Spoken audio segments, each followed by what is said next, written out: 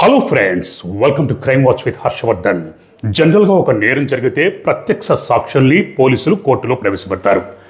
ప్రత్యక్ష సాక్షులు లాయర్లు అడిగిన ప్రశ్నలకి జవాబులు ఇస్తారు. కానీ ఒక పక్షి, ఒక చిలుకని పోలీసులు సాక్షిగా కోర్టులో ప్రవేశపెట్టగలుగుతారా? లాయర్లు అడిగిన ప్రశ్నలకి చిలుక జవాబు ఇవ్వగలుగుతుందా? మనుషులంటే జవాబులు ఇస్తారు, మాట్లాడగలుగుతారు. కానీ చిలుక ఎలా మాట్లాడుతుంది? కానీ ఒక చిలుక మాట్లాడింది, ఒక హత్య కేసుని సాల్వ్ చేసింది. నిజంగా జరిగిన ఈ కథ, ఈ సంఘటన అమెరికాలో జరిగింది. అమెరికాలోని మిచిగాన్ అన్న ప్రాంతంలో శాండ్ లేక్ అనే ఒక ప్రాంతం ఉంది. శాండ్ లేక్లో ఒక కుటుంబం నివసిస్తూ ఉండేది. మార్టినా, గెలీనా, ఇద్దరు భార్యాభర్తలు. మార్టిన్కి ఆల్రెడీ పెళ్ళైంది. మొదటి భార్య పేరు క్రిస్టినా. క్రిస్టినాతో విడాకులు ఇచ్చిన తర్వాత గెలీనాని పెళ్లి చేసుకున్నాడు. ఇక్కడ గెలీనా కూడా అంతకు ముందే పెళ్ళైంది. మొదటి భర్తకు విడాకులు ఇచ్చి మార్టిన్ని పెళ్లి చేసుకుంది. వీళ్ళకి మొదటి వివాహాల ద్వారా ఇద్దరు పిల్లలు ఉన్నారు. ఆ ఇద్దరు పిల్లలు మార్టిన్, గెలీనా దగ్గరే ఉన్నారు. ఇద్దరు ఉద్యోగం చేసుకుంటూ ఉండేవారు. వీళ్ళ సంసారం హ్యాపీగా సాఫీగా సాగిపోతూ ఉండేది. మార్టిన్ ఉద్యోగం చేసుకుంటూ అప్పుడప్పుడు కెసినోకి వెళ్ళి జోదం ఆడుతూ ఉండేవాడు. గెలీనా కూడా జోదం ఆడుతూ ఉండేది. కాకపోతే మార్టిన్ లిమిట్లో ఆడేవాడు, లిమిట్లో ఉండేవాడు. గెలీనా క్రమక్రమంగా జూదానికి బానిసైంది. ఒకరోజు మార్టిన్కి రోడ్ యాక్సిడెంట్ జరిగింది. ఆ యాక్సిడెంట్లో మార్టిన్ కాలికి, శరీరానికి దెబ్బలు తగిలాయి. దాంతో సరిగ్గా నడవలేని పరిస్థితికి చేరుకున్నాడు. ఇంతకు ముందు ఉన్నట్టుగా యాక్టివ్గా ఉండలేకపోయాడు. దాంతో ఎక్కువ టైం ఇంట్లోనే పరిమితం అయిపోయాడు.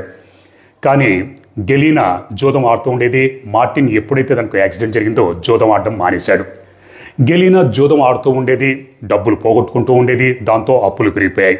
ఒక పక్క ఇంటి లోను, కారు లోను ఇవన్నీ తీర్చాలి.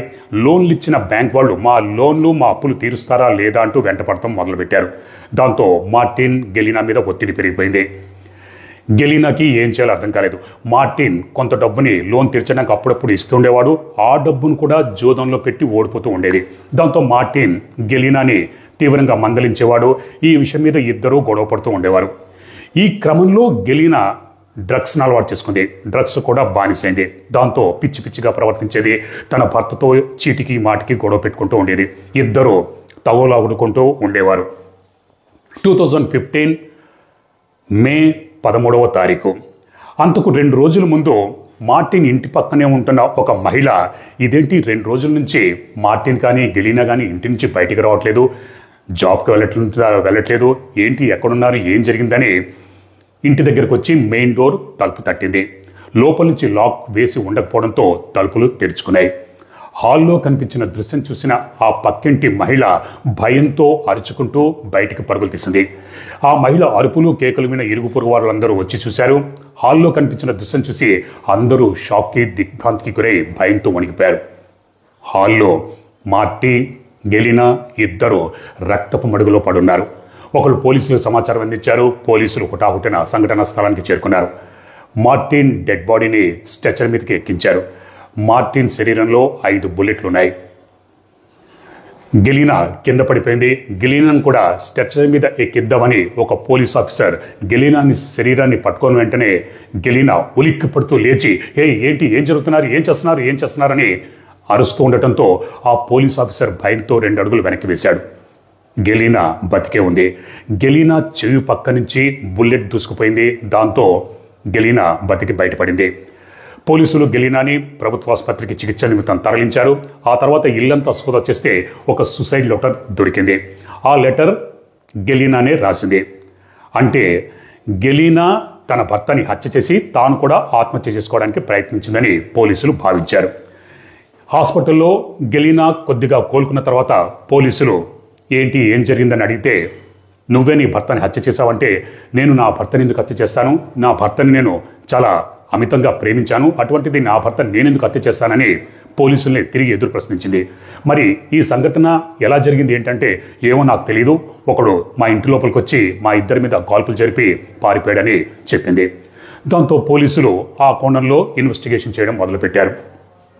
కానీ పోలీసులకి అనుమానించదగ్గ పరిస్థితులు కానీ, వ్యక్తులు కానీ ఎవరూ కనిపించలేదు. సీసీ కెమెరాలన్నీ పరిశీలించారు. అందులో ఎవరూ అనుమానించదగ్గదేమీ కనిపించలేదు. ఇరుగు పొరుగు వారిని అడిగారు. వాళ్ళు కూడా ఏమీ చెప్పలేకపోయారు. దాంతో పోలీసులకి ఏం చేయాలో పాలుపోలేదు. కానీ అటు తిరిగి ఇటు తిరిగి వేళ్లన్నీ గెలీనా వైపే చూపిస్తున్నాయి. పోలీసులు గెలీనాని ఎన్ని కోణాల్లో విచారించినా కూడా తనకేమీ తెలియదని చెప్తుంది. తన భర్తని తానెందుకు హత్య చేస్తానని పోలీసులనే ప్రశ్నిస్తుంది. పోలీసులు రకరకాల కోణాల్లో ఇన్వెస్టిగేషన్ అది చేశారు. కానీ వాళ్ళ దగ్గర జీరో క్లూ, ఎటువంటి సాక్ష్యము ఏమీ దొరకలేదు. మరోపక్క రోజులు గడిచిపోతున్నాయి, నెలలు గడిచిపోతున్నాయి. అలా సంవత్సరం గడిచిపోయింది. కానీ పోలీసుల దగ్గర ఎటువంటి క్లూ లేదు. మార్టిన్ని ఎవరు హత్య చేశారు, ఎందుకు చేశారు అన్నది పోలీసుల దగ్గర ఎటువంటి క్లూ కూడా లేదు. 2016 సంవత్సరం వచ్చేసింది. ఒకరోజు పోలీసులు టీవీ చూస్తుంటే అందులో ఒక షో వస్తుంది. ఆ షోలో ఒక చిలుక మాట్లాడుతుంది. ఆఫ్రికన్ చిలుక బూడిద రంగులో ఉంది. ఆ చిలుక 2 పదాలు మాట్లాడుతుంది. ఆ పదాలు వైరల్ అయ్యాయి. దాంతో ఒక ఛానల్ వాళ్ళు ఆ చిలుక షోని టెలికాస్ట్ చేశారు. ఆ చిలుక యజమానురాలు ఎవరా అని పోలీసులు ఆరాధిస్తే చిలుక యజమానురాలు పేరు క్రిస్టినా అని తెలిసింది. క్రిస్టినా ఎవరో కాదు, మార్టిన్ మొదటి భార్య. దాంతో పోలీసులు క్రిస్టినాని సంప్రదించారు. ఏంటి సంగతి అని అడిగితే క్రిస్టినా జరిగిన విషయం అంతా చెప్పింది. క్రిస్టినా ఎప్పుడైతే తన ఎక్స్ హస్బెండ్ హత్యకు గురయ్యాడో సంతాపం తెలియజేయడం కోసం ఇంటికి వెళ్ళింది. రెండో భార్య గెలీనా హాస్పిటల్లో చికిత్స తీసుకుంటుంది. 2 పిల్లలు అమ్మమ్మ తాతయ్య దగ్గర ఉన్నారు. ఇంట్లో హాల్లో పంజరంలో చిలుక కనిపించింది. ఆ చిలుక క్రిస్టినా మార్టిన్తో కలిసినప్పుడు క్రిస్టినానే ఆ ఆఫ్రికన్ చిలుకని కొంది. ఆ తర్వాత 2 విడిపోయారు. ఇంట్లో ఎవరూ లేరు. ఆ చిలుకను సంరక్షించేవారు ఎవరూ లేకపోవడంతో క్రిస్టినా ఆ చిలుకని తనతో పాటు తన ఇంటికి తీసుకొచ్చింది. ఇంటికి తీసుకొచ్చిన దగ్గర నుంచి ఆ ఆఫ్రికన్ చిలుక, దాని పేరు బడ్డీ. ఆ బడ్డీ 2 పదాలని మాటి మాటికి పలకడం మొదలుపెట్టింది. అదే 2 పదాలని రిపీట్ చేస్తూ ఉంది. ఒక పదం షటప్ షటప్ షటప్ అనేది. రెండో పదం don't shoot me don't shoot me don't shoot me. మొదట్లో క్రిస్టినాకి ఆ చిలుక ఎందుకు అలా అంటుందో అర్థం కాలేదు. పైగా ఆ చిలుక బడ్డీ మార్టిన్ వాయిస్లో ఆ 2 పదాలని పలుకుతూ ఉండేది. షటప్ షటప్ డోంట్ షూట్ మీ అని తన ఎక్స్ హస్బెండ్ వాయిస్లో ఎందుకంటుంది ఏంటి అర్థం కాలేదు. ఆ తర్వాత చిలుక అలా అంటున్నప్పుడు వీడియో తీసి తన ఫ్రెండ్స్కి పంపించింది. ఆ ఫ్రెండ్స్ ఒక ప్రైవేట్ ఛానల్ తీస్తే వాళ్ళు టెలికాస్ట్ చేశారు. దాంతో ఆ చిలుక వైరల్ అయింది. ఇది జరిగిందని క్రిస్టినా పోలీసులు చెప్పింది. మరి మీరు పోలీసులకి ఎందుకు కంప్లైంట్ ఇవ్వలేదంటే, నేను పోలీసులకి ఏమని కంప్లైంట్ ఇవ్వాలి? ఒక చిలుక అలా అంటుంది, తన యజమాని వాయిస్తో అలా షటప్ డోంట్ షూట్ మీ అంటుందని మీకు సాక్ష్యంగా ఇస్తే మీరే నవ్వుతారు, కోర్టులో పనికిరాదు అని మీరే అంటారని నేను పోలీస్ కంప్లైంట్ ఇవ్వలేదని చెప్పింది. పోలీసులు ఆ చిలుక ఎందుకు అలా అంటుంది, షటప్ డోంట్ షూట్ మీ అని ఎక్స్పర్ట్ని పిలిపించి విశ్లేషించారు. ఆ చిలుక తన యజమాని వాయిస్లో షటప్ డోంట్ షూట్ మీ అంటుంది. అంటే మార్టిన్ ఎవరితో షటప్ అంటున్నాడు, ఎవరితో డోంట్ షూట్ మీ అంటున్నారు అన్న కోణంలో విశ్లేషించారు. విశ్లేషిస్తే ఇది ఎవరో తెలిసిన వారితోనే మార్టిన్ అంటున్నారు. పోలీసులు ఈ విధంగా ఆలోచించి మళ్ళీ గెలీనాని 2సారి అదుపులోకి తీసుకున్నారు. ఆ తర్వాత ఎందుకంటే పోలీసులు మళ్ళీ 2015 సంవత్సరానికి వచ్చి సీసీ కెమెరాల్లోనేమో బయట నుంచి వ్యక్తులు, అనుమానించదగ్గ వ్యక్తులు, బయట వ్యక్తులు ఎవరు ఇంటి లోపలికి ప్రవేశించలేదు. ఇరుగు పొరుగున వారిని అడిగితే హత్య జరిగిన రోజు May 13, 2015 ఆ రోజు బయట వ్యక్తులు ఎవరు ఇంటి లోపలికి ప్రవేశించలేరు. అంటే మార్టిన్ తనకి తెలిసిన వారితోనే షటప్ డోంట్ షూట్ మీ అంటున్నారు. మరి ఇంట్లో ఉన్నది గెలీనా ఒక్కతే. అందుకే పోలీసులు గెలీనాని 2సారి అదుపులోకి తీసుకుని తమ దగ్గరున్న చిలుక సాక్ష్యాన్ని బయటపెట్టి, మేము సీసీ కెమెరాలన్నీ పరిశీలించాము, ఆ రోజు బయట వ్యక్తులు ఎవరు ఇంట్లోకి ప్రవేశించలేదు, అలాగే ఇంటి నుంచి బయట వ్యక్తులు ఎవరు వెళ్ళలేదు, ఇంట్లో నువ్వు ఒక్కదానివే ఉన్నావు, కాబట్టి ఏం జరిగింది ఏంటని తమదైన శైలిలో గుచ్చిగుచ్చి ప్రశ్నించారు. మొదట్లో గెలీనా తనకేమీ తెలియదని బుకాయించింది. కానీ పోలీసులు వేలిముద్రలు అలాగే మిగతా సాక్ష్యాలు ఇవన్నీ పదే పదే రిపీట్ చేస్తూ తమదైన శైలిలో గుచ్చిగుచ్చి ప్రశ్నించడంతో ఇక గెలీనా చేసేదేమీ లేక, పోలీసులు అడుగుతున్న ప్రశ్నల్ని తట్టుకోలేక జరిగిన నిజాన్ని బయటపెట్టి తానే తన భర్త మార్టిన్ని హత్య చేశానని ఒప్పుకుంది. ఎందుకు హత్య చేశావని పోలీసులు అడిగితే అప్పుడు మార్టిన్ గెలీనా పోలీసులతో నేను జూదానికి డ్రగ్స్కి బానిసైపోయాను, అప్పులు చేశాను, అప్పులు తీర్చే స్తోమత నా దగ్గర లేదు, దాంతో నా భర్త మార్టిన్ నన్ను పదే పదే వేధించేవాడు. ఎప్పుడైతే మార్టిన్ పదే పదే నువ్వు డ్రగ్స్కి జూదానికి బానిసైపోయావు అని ప్రతిరోజు సాధించడం మొదలుపెట్టేవాడు. ఆ సాధింపులు తట్టుకోలేక తన భర్తని హత్య చేయాలనుకుంది. మే 13, 2015 రోజు ఆ రోజు ఇద్దరి మధ్య గొడవ జరిగింది. ఆ గొడవలో మార్టిన్ గెలీనాని షటప్ అని గట్టిగా మందలిస్తూ అరిచాడు.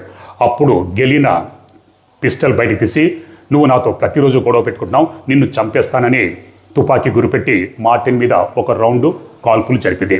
అప్పుడు మార్టిన్ డోంట్ షూట్ మీ అని అరిచాడు. అయినా సరే గెలీనా తన భర్త మీద 4 రౌండ్ల కాల్పులు జరిపింది. డోంట్ షూట్ మీ అని అరుస్తూ మార్టిన్ కుప్పకూలిపై చనిపోయాడు. ఆ తర్వాత గెలీనా పోలీసుల్ని తప్పుదారి పట్టించడానికి సూసైడ్ లెటర్ రాసి తన చెవి పక్క నుంచి ఒక మిగతా బుల్లెట్ని కాల్చుకుంది. ఆ తర్వాత కింద పడిపోయింది. కానీ గెలీనాకి తెలియదు, అదే హాల్లో ఒక పంజరంలో ఈ బడ్డీ అన్న చిలుక తన యజమాని మార్టిన్ని చంపుతున్నప్పుడు, వాళ్ళిద్దరి మధ్య గొడవ జరుగుతున్నప్పుడు తన యజమాని షటప్ అని తన భార్యని మందలించిన సంగతి, అలాగే తన మీద కాల్పులు జరుపుతున్నప్పుడు డోంట్ షూట్ మీ అని అరుస్తున్న సంగతి గమనించిందని, విన్నదని, చూసిందని గెలీనాకు తెలియదు. అలా ఒక చిలుక తన యజమానిని చంపిన గెలీనాని పట్టించింది.